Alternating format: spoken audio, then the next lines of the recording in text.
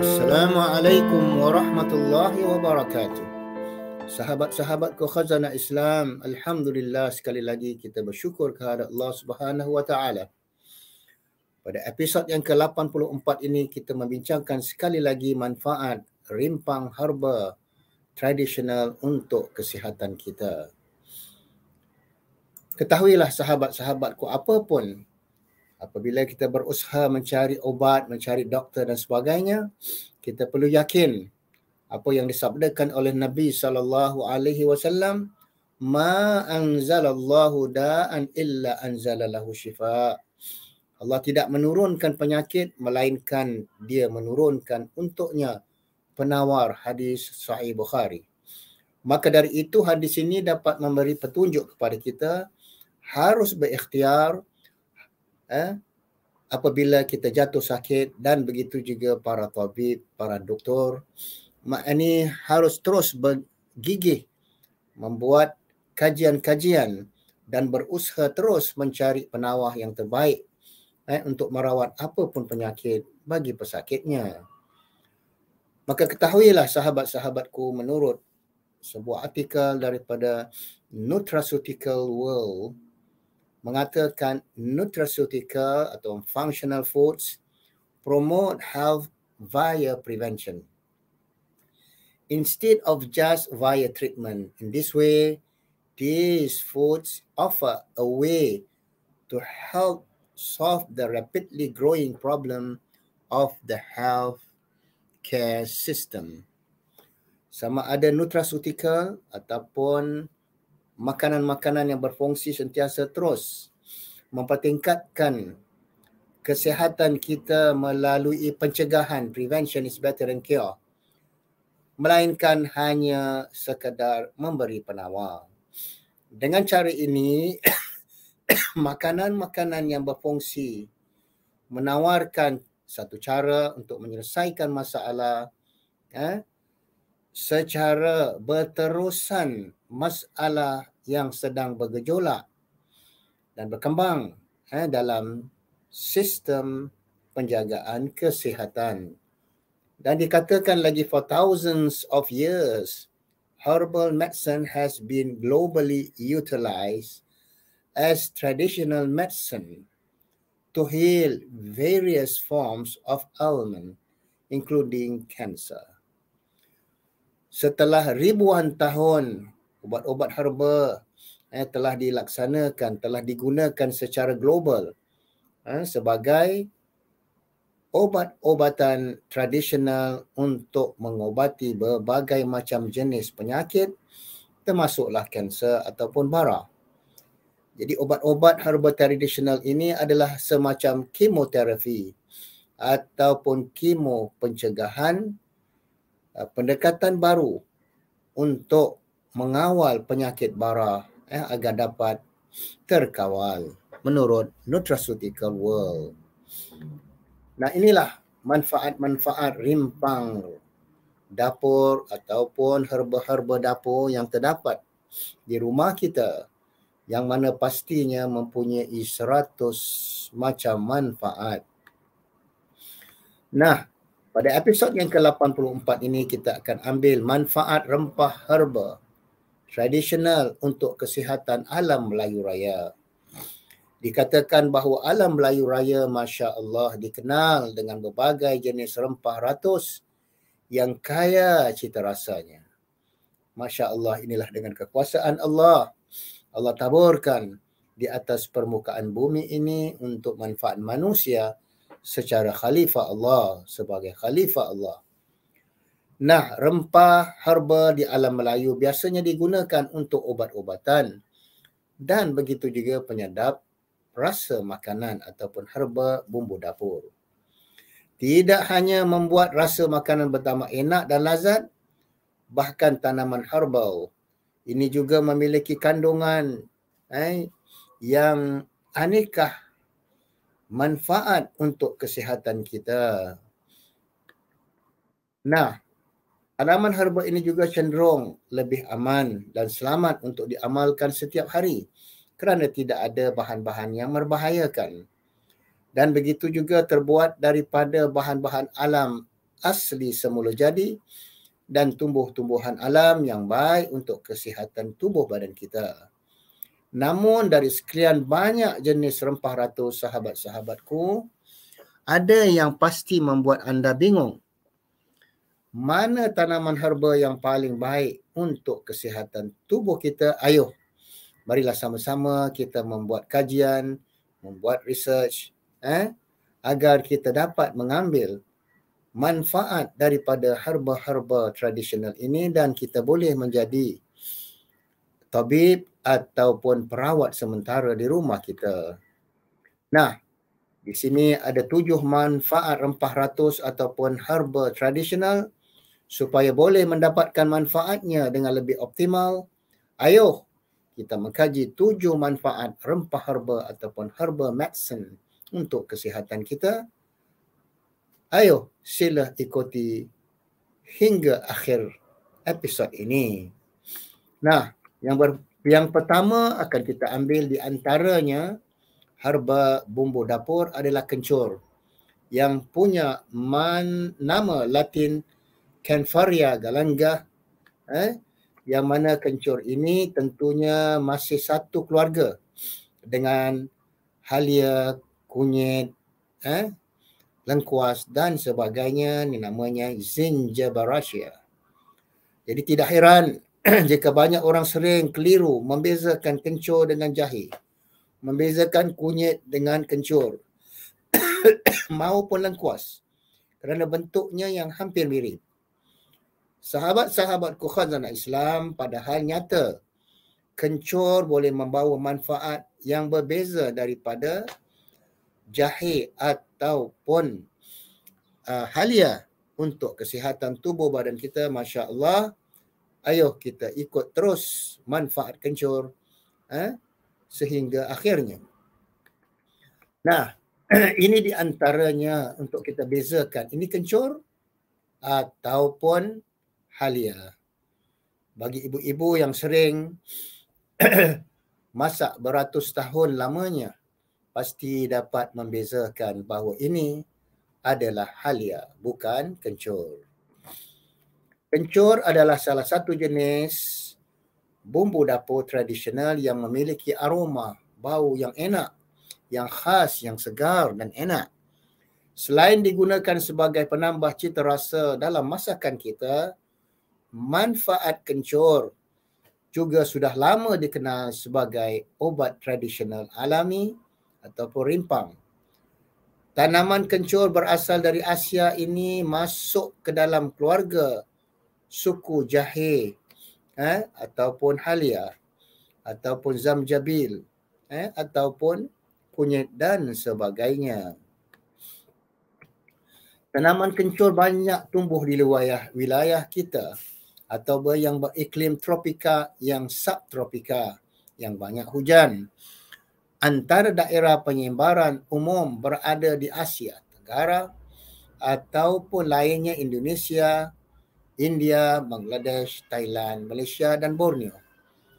Nah, spesies Zingiberacea tidak hanya berisikan tanaman kencur sahaja, bahkan juga meliputi halia, kunyit serta lengkuas. Ya, dengan kata lain, kencur sebenarnya masih satu keluarga dekat dengan halia, lengkuas, kunyit maupun kencur. Nah, sahabat-sahabatku khazanah Islam, inilah perbezaannya antara kunyit dan kencur. Yang sebelah kanan ini adalah kencur. Yang sebelah kiri ini ada kuning-kuningan sedikit adalah kunyit hidup. Nah, apakah bezanya kencur dengan jahe ataupun halia? Namun kerana jenis bumbu dapur tradisional ini tidak hanya satu, kadang-kadang membuat orang kebingungan dalam membezakannya beragam jenis. Perbezaan antara kencur, halia, kunyit, dan begitu juga lengkuas yang sebaiknya kita memahaminya kerana ia seolah-olah sama tapi tidak serupa.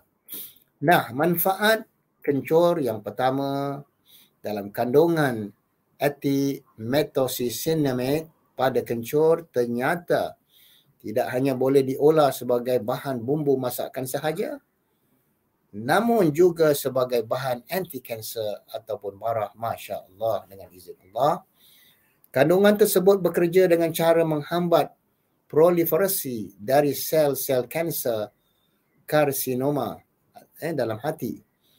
Manfaat lain dari kandungan ethylmethoxycinnamate dan ethylcinnamate pada kencur iaitu boleh memberikan kesan penenang dari sakit dan begitu juga ketenangan jiwa, insya-Allah. Yang kedua, mengobati penyakit akibat serangan bakteria ataupun kuman. Ekstrak kandungan methanol dalam kencur banyak kesan sebagai pencegah bakteria ataupun kuman, penyebab penyakit sistem saraf pusat yang diakibatkan bakteria granulomatous ataupun amoebic encephalitis.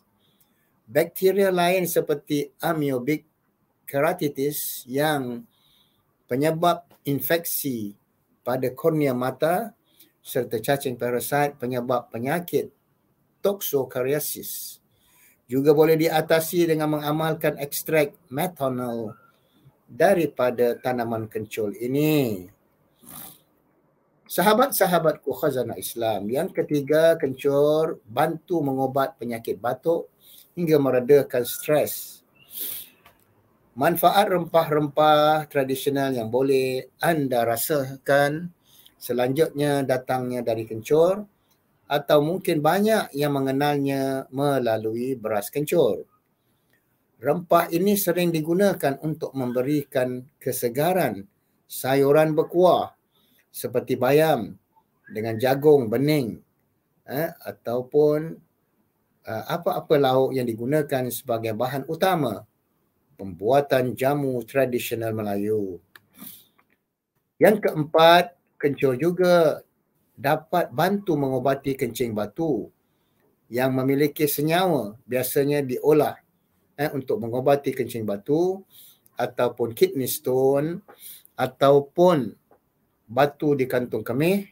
Untuk manfaatkannya, anda boleh mencuci dua rimpang jari kencur terlebih dahulu lalu memarutnya ataupun blend dan mencampurkannya dengan segelas air hangat dan sedikit 1 suduti madu asli.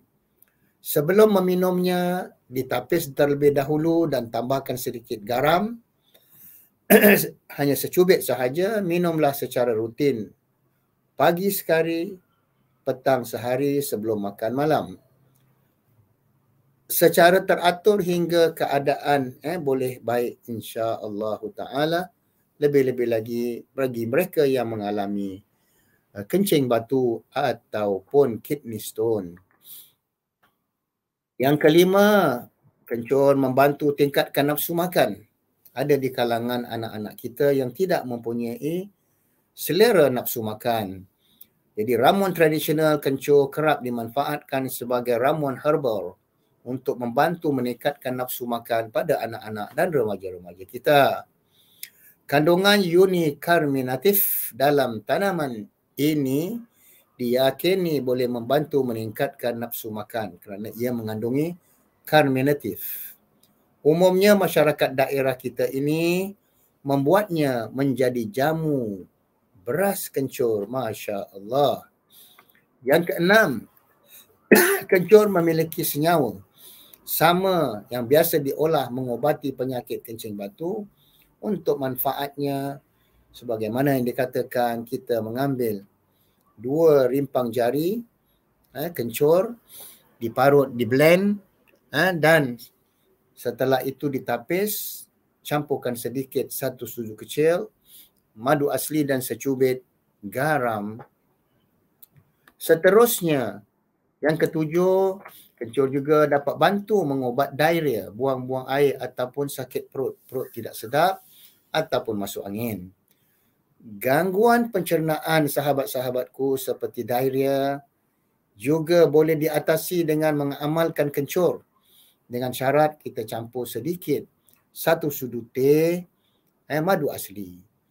Kandungan anti-inflamasi ataupun peradangan ataupun antioksidan di dalamnya diyakini boleh membantu meredakan, mengobati penyakit pencernaan ataupun mereka yang mengalami diarrhea, buang-buang air. Selain diarrhea, kencur boleh juga diolah sebagai obat luar ataupun external use mengatasi sakit perut setelah diparut, dicampur sedikit dengan minyak zaitun dan disapu di atas perut ataupun tempat-tempat yang terkena angin. Nah, ramuan tersebut boleh dibuat dengan cara mencuci terlebih dahulu 2 rimpang kencur dan 2 siung bawang merah, dua-duanya di blend. Kemudian itu ditapis dan diminum campuran air panas lebih kurang 1 cawan. Dan diamalkan setiap 3 jam sekali, insya-Allah. Mereka yang mengalami sakit perut ataupun diarrhea, jangan lupa tambahkan sedikit 1 sudu kecil madu asli bersama dengan bumbu kencur yang sudah diparut ataupun di blend. Seterusnya, bagi mereka yang ke-8, bagi mereka yang mengalami muntah-muntah, mungkin kerana keracunan makanan ataupun perut masuk angin, setelah muntah beberapa kali, tubuh anda akan merasa lemas dan penat. Untuk mengatasi gejala tersebut muncul kembali, anda boleh mengunyah kencur 1/3 atau 1/4 ibu jari kencur yang masih segar, dicuci bersih, kemudian dikunyah, campur sedikit garam hancur, dikunyah 1/4 jari kencur, kemudian ini ditelan sedikit demi sedikit seperti kita mengunyah barang-barang makanan. Setelah beberapa saat, biasanya nafas akan terasa lega dan tidak lagi merasa mual ataupun hendak muntah-muntah. Lebih-lebih lagi bagi mereka yang baru menjalani operasi, selalunya dia akan merasa mual ataupun nuansa. Nah, yang ketiga adalah khasiat halia merah. Di daerah kita jarang-jarang sekali kita jumpa halia merah seperti ini, namun ia banyak manfaat. Lebih-lebih lagi dibuat teh bandrik ataupun bagi mereka yang mengalami sakit perut ataupun mual. Rasa mual kerana perut mempunyai angin ataupun gas boleh jadi sebab menurunkan nafsu makan. Sebabnya perut menjadi terasa tidak senang, tidak selesa. Jika anda sering mengalami hal tersebut, anda boleh cuba mengatasinya dengan memakan halia merah dan meningkatkan nafsu makan. Bagaimana caranya? Adalah dengan kita memarut lebih kurang 2 jari, ibu jari halia merah. Setelah diparut, ditapis airnya, kemudian dicampur 100 ml air panas sehinggalah dia sejuk. Taruh 1 sudu kecil madu asli, digaul dan dibaca surah Al-Fatihah dan diminum 1 hari 2 kali, insya-Allah ia akan dapat mengatasi masalah perut bergas ataupun GERD ataupun perut masuk angin. Salah satu manfaat rempah-rempah untuk kesihatan adalah membantu menghilangkan gas ataupun GERD di saluran usus kita. Yang kedua, halia merah menambahkan stamina, tenaga. Digunakan sebagai obat untuk menambahkan tenaga dan menghilangkan sakit-sakit otot ataupun muscle pain. Jahe merah ataupun halia merah juga memiliki sifat anti-inflamasi peradangan yang mungkin memiliki kesan menguntungkan pada muscle pain ataupun nyeri otot. Ini menurut sebuah artikel yang disiarkan manfaat jahe merah ataupun halia merah meningkatkan imunitas ataupun daya tahan hingga cepat sembuh. Menurut editor Iftitah Nurul Laili.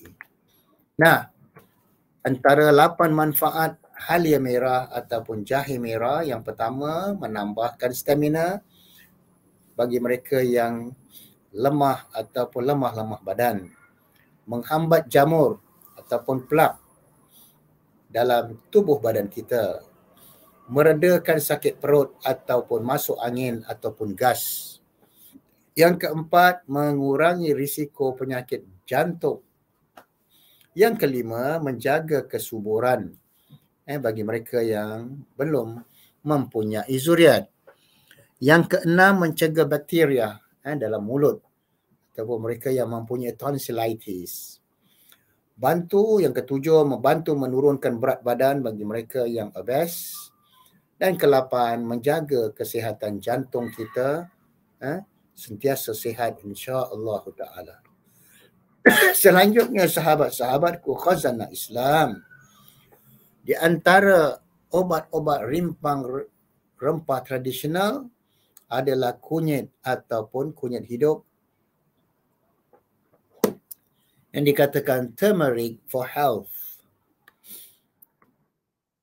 Kunyit memiliki sejumlah kandungan, di antaranya zat warna curcuminite, sebuah senyawa yang sama dengan diarylphthalate, diarylheptonite sekitar 3-4% yang terdiri daripada curcumin.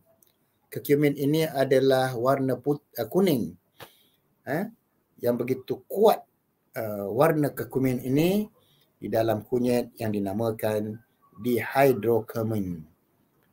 Dan begitu juga minyak esensial mengandung daripada jenis phenylphramine, tamarin ataupun aryl tamarin, alpha tamarin dan beta tamarin. Semuanya ini mempunyai manfaat yang luar biasa.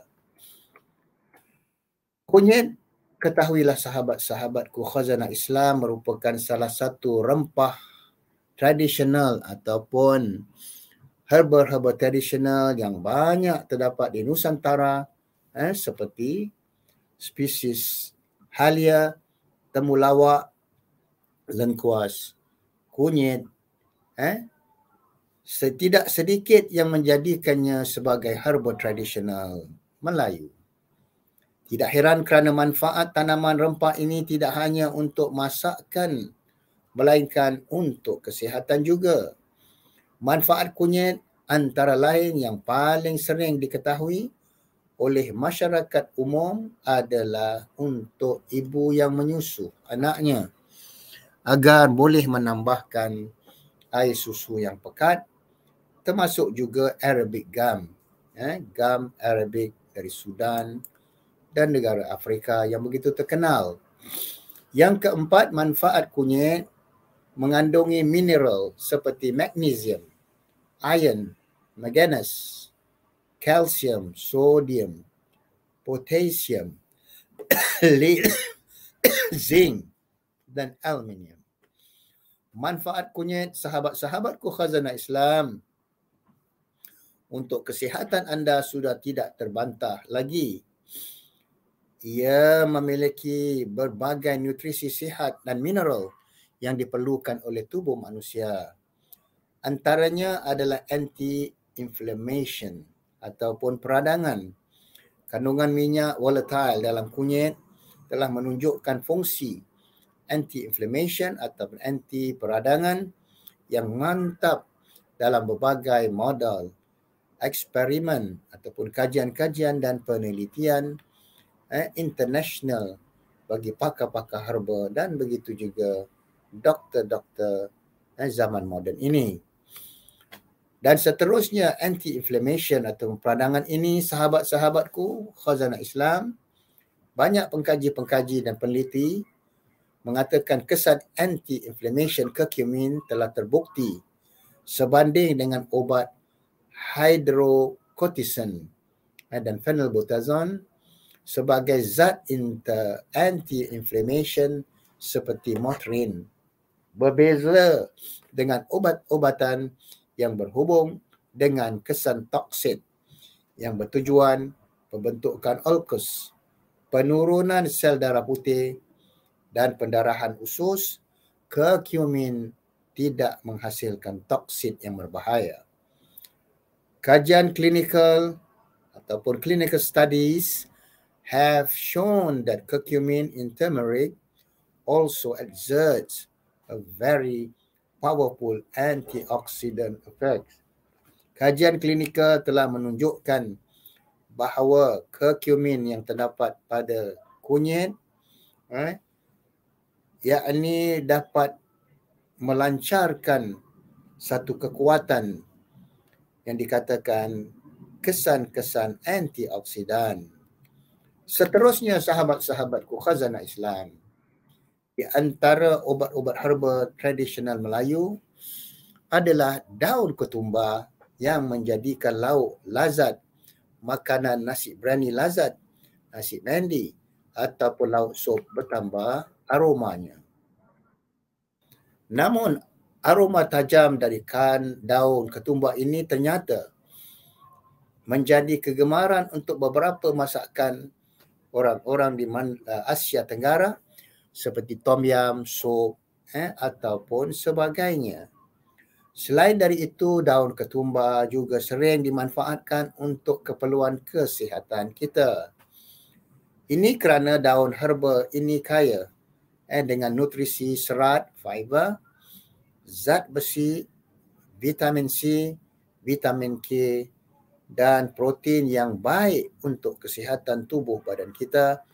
Tanpa kita sedari, kita telah makan ratusan tahun, selama ratusan tahun, daun ketumbar ini, tidak kira apa bangsa sekalipun, India, Melayu ataupun Cina. Bahkan di antara manfaat daun ketumbar menurunkan risiko penyakit jantung atau bantu mengelakkannya. Di antara risiko penyakit jantung wa'iyazbillah sebagai silent killer dapat bertambah bila terdapat bekuan ataupun darah beku pada saluran pembuluh darah kita. Maka itu khabar baik bagi mereka yang mengalami ini. Dalam sebuah penelitian jurnal Current Cardiology Reviews menyebutkan bahawa daun ketumbar mungkin boleh menurunkan risiko serangan jantung, insya-Allah taala. Yang ketujuh, selanjutnya yang keenam, daun ketumbar telah sejak lama digunakan sebagai obat alami tradisional bagi mereka yang mengalami sakit kepala ataupun mereka yang mempunyai sakit kepala yang berdenyut ataupun gejala alergi, hinggakan dia dapat juga membantu bagi mereka yang kena luka terbakar, yang mana ditumbuk, diambil airnya dan disapu pada luka yang terbakar, yang mula gelembung.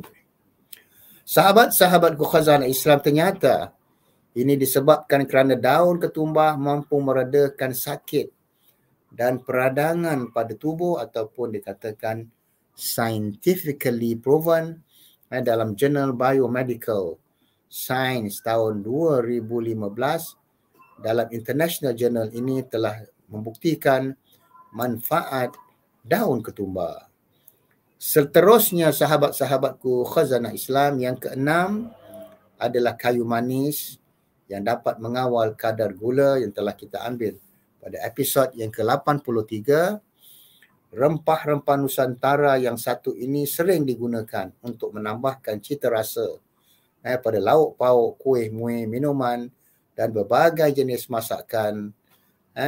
Yang tidak asing bagi kita adalah nasi biryani, nasi mandi, nasi minyak dan sebagainya, kerana kayu manis memiliki aroma khas yang sedap. Dalam bahasa Inggeris dinamakan cinnamon, yang telah kita ambil pada minggu lalu. Kayu manis boleh dibuat jus juga, dicampur dengan lemon. Dan begitu juga kayu manis cinnamon dalam bidang kesihatan, dunia kesihatan. Kayu manis mempunyai berbagai-bagai peranan cukup besar.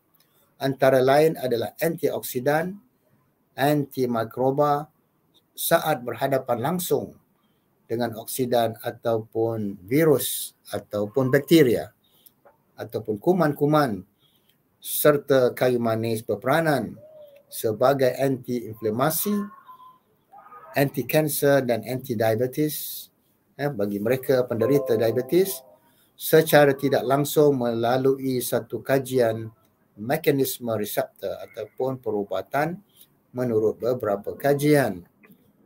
Nah, sahabat-sahabatku khazanah Islam, selain dari itu, ia juga dapat membantu blood sugar level ataupun kadar gula darah. Dan seterusnya, selain daripada mengobati infeksi terkena jangkitan yang disebabkan oleh jamur Candida, manfaat kayu manis sungguh telah membuktikan ia dapat membantu.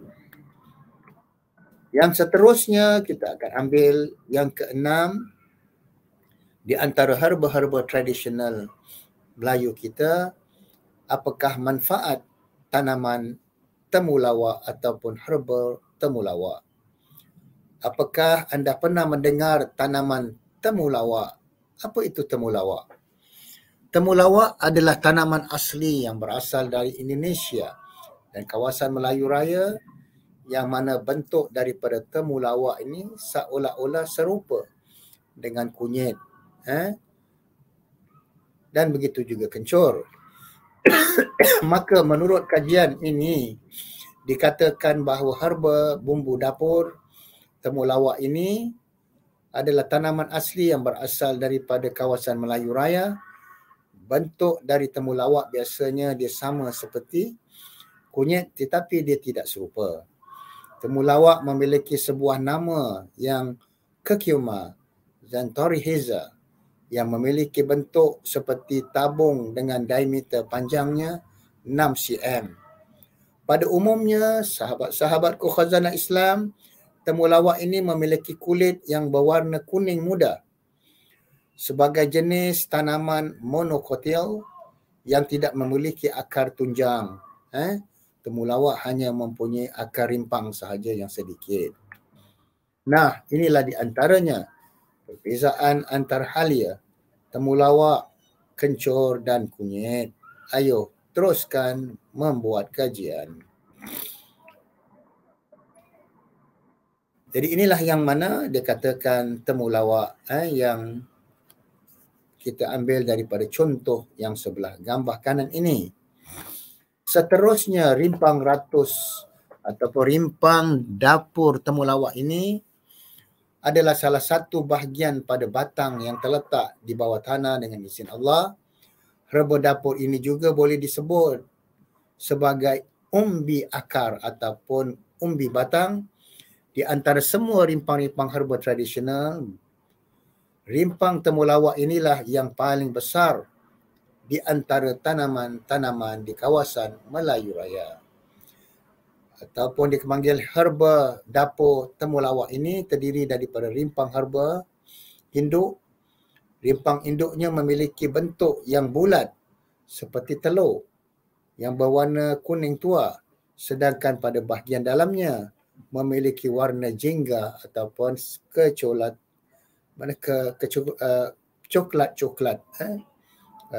muda. Dan sedangkan yang ketiga dalam tamaron yang berfungsi sebagai antimikrobat ataupun kuman, manfaat tanaman temulawak ini sudah biasa digunakan sebagai pengobatan tradisional China ataupun Cina sejak ribuan tahun lagi, yang mana kita katakan traditional Chinese medicine. Kalau kita cari, boleh diusahakan traditional Chinese medicine. Buku ini daripada Thomas Avery Garren, yang mana dia telah membuat kajian bahawa kebanyakan obat-obat tradisional Cina ini menggunakan herba temulawak ini. Antaranya mengatasi masalah pencernaan, ataupun kesihatan, dapat mengatasi sistem pencernaan dalam tubuh yang lebih lancar. Hal ini tentu merangsang produk-produk pada cairan di kantung hempedu ataupun kantung kemih yang dapat membantu sistem pencernaan hingga kita punya sistem makanan dalam tubuh dapat cerna dengan cepat dengan izin Allah. Dan kita membaca doa, alhamdulillahilladzi adzaqani ladzatahu wa azhaba anni adha. Segala puji bagi Allah, Masya Allah, yang telah memberikan aku merasakan lazat dan menghilangkan aku daripada bahaya makan minum yang tidak hazam. Yang kedua, manfaat temulawak. Beberapa pendapat ahli, pakar mengemukakan bahawa temulawak juga bermanfaat mengatasi perut yang kembung atau bergas, meningkatkan nafsu makan dan membantu sistem pencernaan yang tidak lancar dengan izin Allah. Yang ketiga, satu kajian telah membuktikan pada tahun 2001 yang menyatakan bahawa kandungan dalam temulawak dapat dimanfaatkan dengan baik dan membantu mencegah penyakit barah yang mengerikan yang ditandai dengan pertumbuhan sel yang tidak terkendali. Beberapa ahli pakar mengemukakan penelitian kajian mereka bahawa kandungan pada temulawak, mineral kandungan pada temulawak dipercayai dapat mencegah pertumbuhan sel-sel ganas pada penyakit bara seperti bara payudara, bara usus dan kanser prostat. Sahabat-sahabatku khazanah Islam, manfaat temulawak yang keempat, ia juga membantu bara prostat yang telah kita bincang pada episod yang ke-81 dan 82. Temulawak dapat menghambat pertumbuhan kanser prostat.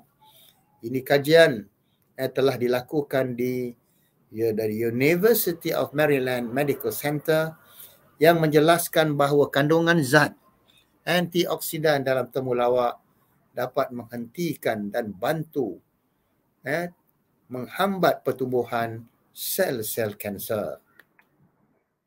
Yang kelima, manfaat temulawak berikutnya adalah dapat mengobati artritis ataupun peradangan sendi yang biasa disebut sebagai artritis, dapat menyerang beberapa sendi pada tubuh badan kita. Adapun dua jenis artritis yang paling umum yang diketahui. Yang pertama adalah osteoarthritis dan begitu juga rheumatoid arthritis. Kandungan curcumin di dalam temulawak merupakan senyawa anti-inflamasi atau peradangan yang sangat luar biasa, yang hal ini tentu dapat membantu dalam mengobati peradangan sendi ataupun arthritis. Kandungan curcumin ini memberikan kesan yang baik pada radang sendi tersebut, insya-Allah. Dan begitu juga yang mana di antara bumbu-bumbu dapur dan begitu juga obat-obat tradisional yang kadang-kala kita pun merasa bingung untuk membezakan mana satu kencur, mana satu halia, mana satu kunyit dan mana satu temulawak. Maka dari itu kita kena faham benar dengan menjadikan jenis bumbu dapur tertentu sudah tidak asing bagi kita apabila disebut kencur. Mungkin anda termasuk salah satu orang yang kerap sukar membezakan antara kencur dengan berbagai bumbu-bumbu dapur yang sama tapi tidak serupa. Nah, insya-Allah sahabat-sahabatku khazanah Islam akan datang pada episod yang ke-85. Kita akan membincangkan perbezaan antara halia, kencur, temulawak, lengkuas dan sebagainya, yang mana ciri khas tersendiri yang terdapat pada setiap bumbu dapur ini, bahkan manfaat kencur dan bahan masakan lainnya pun tidak sama untuk membezakan di antara 4-5 bahan-bahan obat-obat herba tradisional Melayu. InsyaAllah mudah-mudahan kita akan sambung pada episod yang ke-85 nanti, mengambil dengan lebih luas dan mendalam tentang herba-herba remedies untuk penawar bagi berbagai macam penyakit, semuanya dengan izin Allah. Aqulu qawli hadha wa astaghfirullah li wa lakum wa li jami' muslimin. Subhanakallahumma wa bihamdika asyhadu an la ilaha illa anta astaghfiruka wa atubu ilaik. Allahumma afini fi badani, Allahumma afini fi sam'i, Allahumma afini fi basari, wa sallallahu ala Muhammad.